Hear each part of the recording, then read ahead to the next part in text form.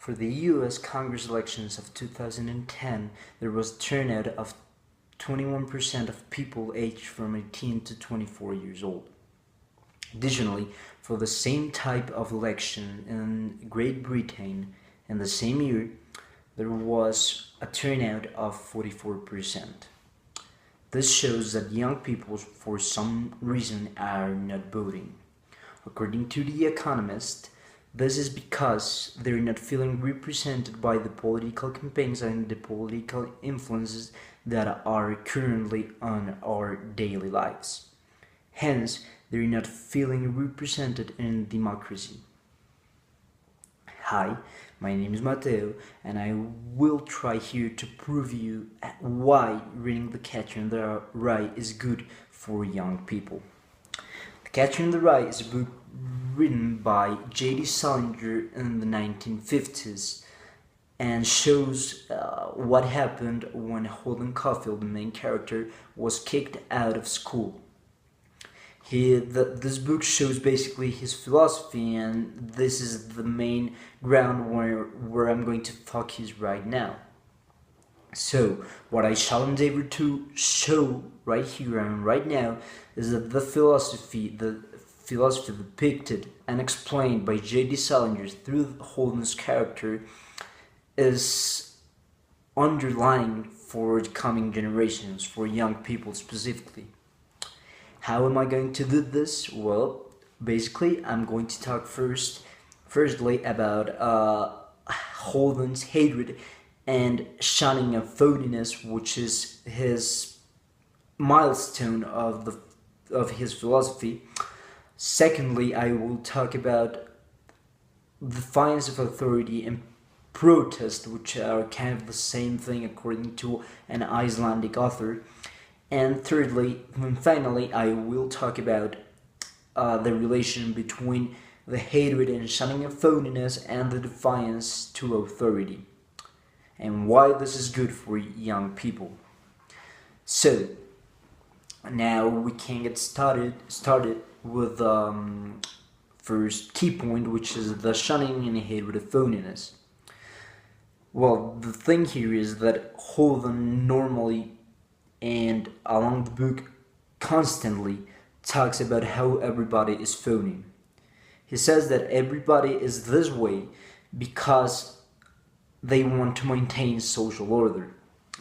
In fact, he says that he got out of Elton High's, his school before the one he was kicked out, because everybody there was a phony. When he was having a conversation with Mr. Antolini, which is one of his past English teachers, the teacher said to him that he was fighting for a highly unworthy cause. This is quite right, because Holden is fighting for for everybody being correct, and that's utopic maybe, and that's unworthy, but it's kind of a cause. It's an ideal. This is the milestone of his philosophy, that everybody is phony, and therefore that everybody should be kind of avoided or shunned and hated to some extent and in some way, of course. Okay, that's the first key point. The next key point is about the defiance to authority. Well, Holden in the book defies not as constant as he says the word phony, but he still defies authority. This is not as explicit, but it's quite obvious to some extent, and you can say that this has some reason. Well, the reasons are simple, but before I get into that, I want to talk about the protest and its relation resemble maybe with the defiance of authority.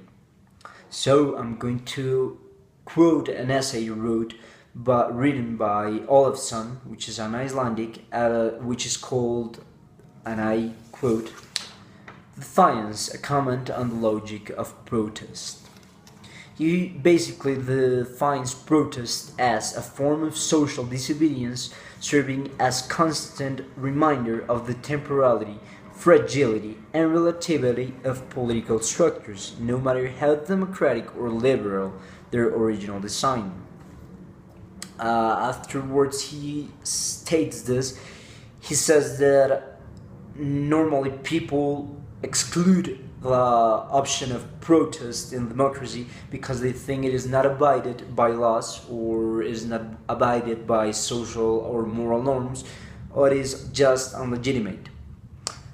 But the author, Olafson, states and explains many different things. For instance, he says that the reasons for engaging in protest action may come from the opposite direction. That is to say, from the firm conviction that entering the accepted decision-making process is undesirable or even wrong, and that the public, politicians, or business leaders should get different kinds of messages from protest groups.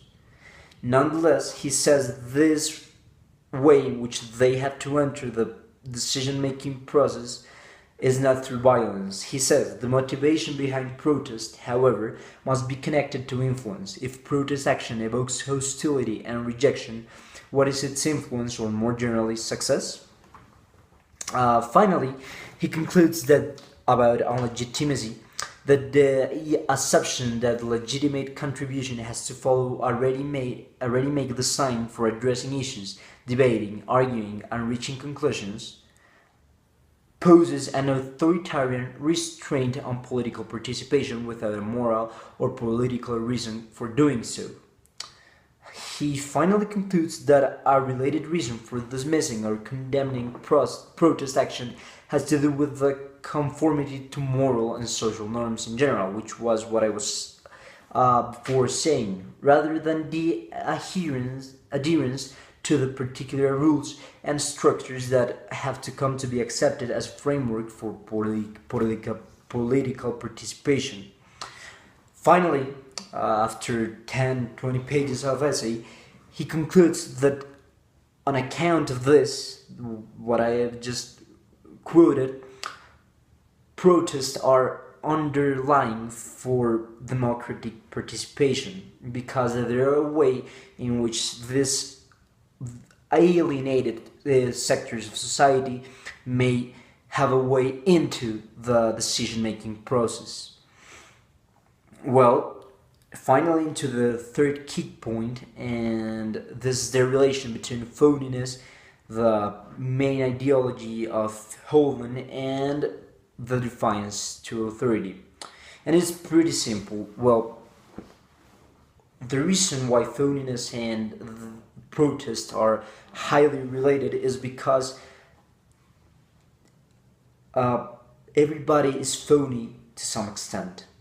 That means that, as the author Olafson was saying, even the government, the state, is to some extent phony, and therefore has this relativization that must be in some way challenged.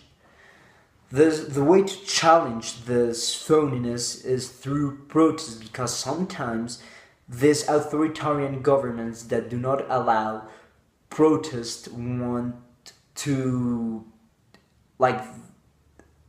set apart this important parts of the society. So basically, the protest is a way in which people can make the way into democracy.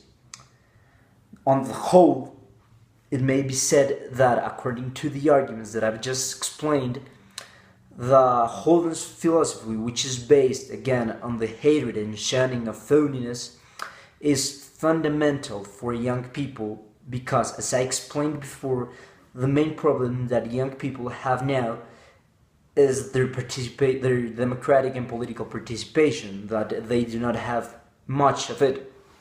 So if they could have a tool for reaching this participation, then they would not feel excluded, and the turnouts of people aged from 18 to 24 years old, or aged from any age, will be highly increased. I mean, democracy, to some extent and in some way, would be saved.